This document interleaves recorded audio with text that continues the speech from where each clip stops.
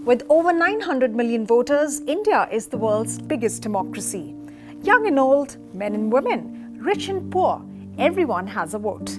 But perhaps not everyone. Over 4 lakh of India's legal citizens locked up in over 1400 plus jails are not voting currently.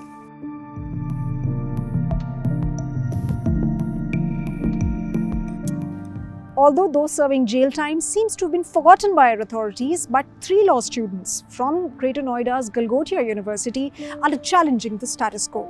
They have filed a PIL or a public interest litigation with the Delhi High Court, and they are asking that prisoners be given the right to vote, demonstrating that these people, this chunk of the population, might be out of our sight, but definitely not out of our minds. They have challenged Section 62 of the Representation of Peoples Act, which says that no person shall vote at any election if he is confined in a prison, whether under a sentence of imprisonment or is in lawful custody of the police. The students have a simple logic.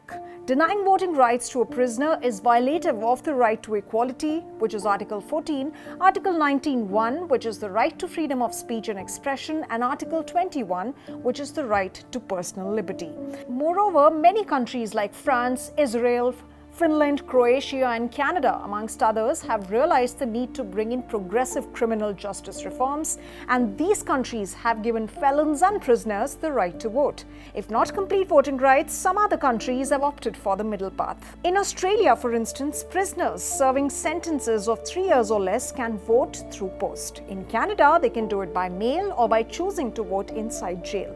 But can India bring in those prison reforms? Join us as we are off to meet the students who filed a PIL to know more.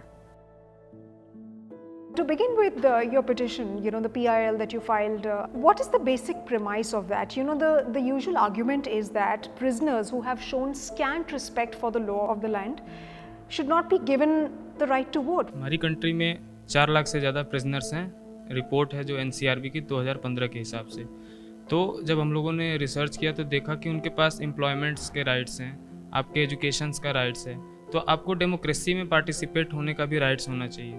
Representation of peoples act 1951 है, वो बहुत बड़ा है, उसमें बहुत सारे 12 amendment आ चुकी हैं, बट 62 क्लॉज 5 जिसको हम लोगों ने चैलेंज किया है, article 14, article 19 clause 1A, article 21 का वॉलेटिव को लेके कि वो कॉन्स्टिट्यूशन के इन 3 प्रोविजंस को वॉलेट कर रहा है। ये जो आपने पिटिशन फाइल किया है, इसकी वजह से प्रिजनर्स की लाइव्स में कितना चेंज आएगा? प्रॉब्लम ये है कि हमारे यहाँ अंडर ट्रायल्स हों या कन्विक्टेड हैं, उनकी समस्याएं ही नहीं सुनी जा रही हैं। वोटिंग राइट से कुछ प्लेटफॉर्म और प्रिपेयर होंगे, ये एक रिफॉर्म की ओर बढ़ेंगे हम लोग प्रोग्रेसिव लॉ चाहते हैं। इसी प्रोग्रेसिव सोच की ओर कि प्रिजनर्स के वोटिंग राइट से शायद ये सारी प्रॉब्लम भी कम हो सकें। ये जो आपने PIL फाइल किया है, इसमें सभी प्रिजनर्स हैं, जो डिटेनीज हैं, जो अंडर ट्रायल्स हैं और जो कन्विक्टेड है, right?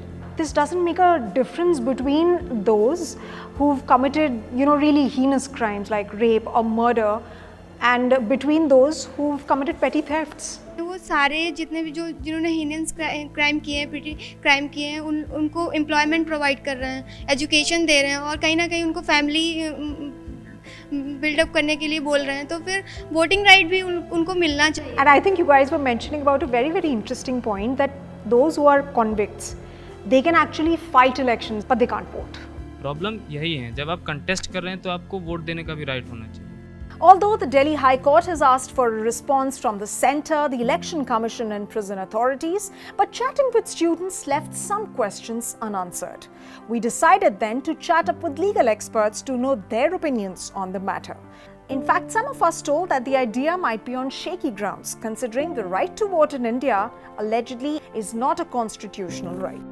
The argument that this is the constitutional right of the prisoners may be flawed, considering that the Honorable Supreme Court has already given a decision on this. The Honorable Supreme Court actually said that voting is not a constitutional right, because it said that it is probably a subsection of freedom of expression, but it is not a constitutional right. And internationally, what is actually held by various Supreme Courts, including our Supreme Court, is that a convict loses his liberties, which also include the right to vote. Moreover, can convicts be placed under the same scale as under trials, which is those prisoners awaiting a hearing from the honorable courts? And can those prisoners who've been convicted of heinous crimes be compared with those convicted of minor offences? If we actually differentiate between a criminal who is in custody after conviction and a person who is in custody pre-conviction, their rights should and definitely do stand on a higher footing. And that unfortunately is taken away by the administration by misreading of section 62(5). Countries like Romania, Iceland, the Netherlands, Slovakia, Luxembourg, Cyprus and Germany make those differentiations. For instance, voting for prisoners is subject to certain permits and conditions, such as the quantum of sentence served. So if the crime is grave, a prisoner will be debarred from voting. We found that distinction missing in the PIL. A key marker of a successful democracy is inclusiveness. And by excluding these nearly 500,000 people from exercising their votes, could we possibly be setting a bad example? Or did we just not pay enough attention to the matter?